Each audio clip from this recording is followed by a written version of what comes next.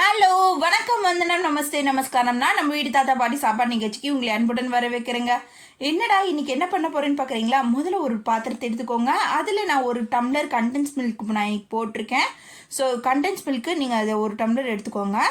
இதோட நான் இன்னைக்கு ஒரு 1.5 டம்ளர் ராகி மாவு போடுறேன். இது ரொம்ப ஹெல்த்தியானது. ஸோ அதனால 1.5 டம்ளர் நான் இன்னைக்கு ராகி மாவு எடுத்து அதில் யூஸ் பண்ணிடுறேன்.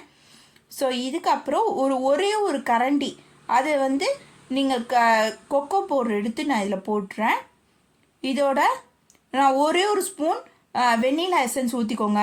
அதுக்கப்புறம் உங்களுக்கு எவ்வளோ வேணுமோ அவ்வளோ அளவுக்கு கேன்பெரிஸும், அதுக்கப்புறம் பேரிச்சப்பழமும் கொஞ்சம், அதுக்கப்புறம் கொஞ்சோண்டு பல்ஸு, ஒரு கப்பு கொஞ்சம் ஒரு டம்ளர் நான் எடுத்திருக்க அந்த கப்லேயே கொஞ்சம் கொஞ்சமாக நீங்கள் பால் ஊற்றி மிக்ஸ் பண்ணிக்கோங்க.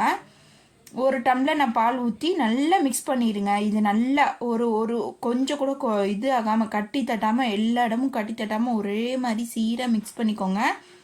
இது மிக்ஸ் பண்ணிவிட்டு ஒரு 1 ஹவர் இது அப்படியே வச்சுருங்க. ஒரு ½ அன் ஹவர்லேருந்து ஒரு 1 ஹவர் அப்படியே வச்சுருங்க. நல்லா இது செட் ஆகட்டும்.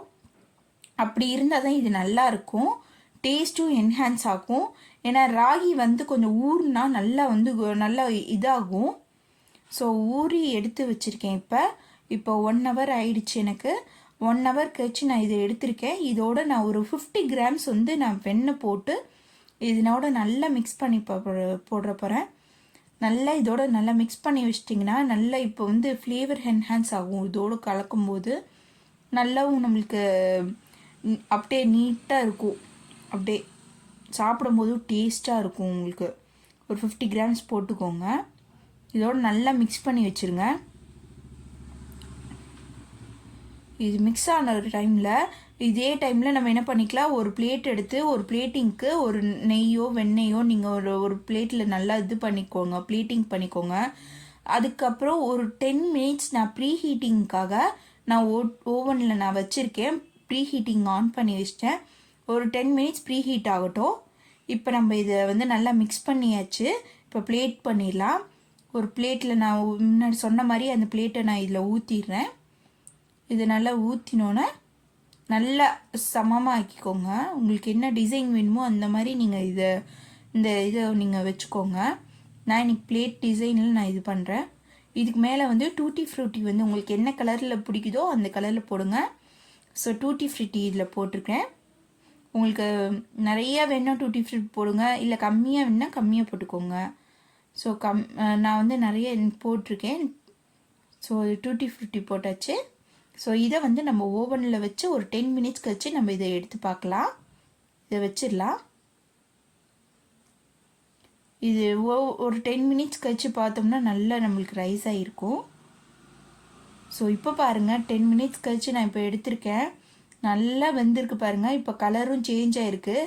முன்னே எப்படி இருந்துச்சு, இப்போ எப்படி கலரில் இருக்குன்னு பாருங்கள். நல்லா சேஞ்ச் ஓவர் ஆகி நல்லா வெந்து உங்களுக்கு 10 மினிட்ஸ் வச்சாலே போதும், நல்லா வெந்துடும் உங்களுக்கு. ஸோ நல்லா குக் ஆகியிருக்கு. ஸோ இதை இப்போ நான் இதை கட் பண்ணிடலாம்.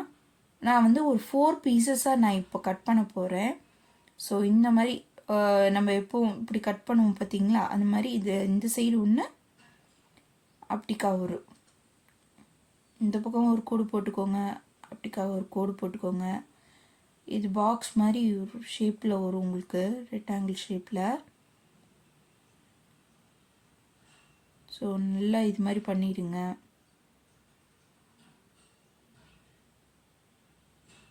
இது மாதிரி பண்ணாலே உங்களுக்கு அழகாக எடுத்துகிட்டு வந்துடும். உங்களுக்கு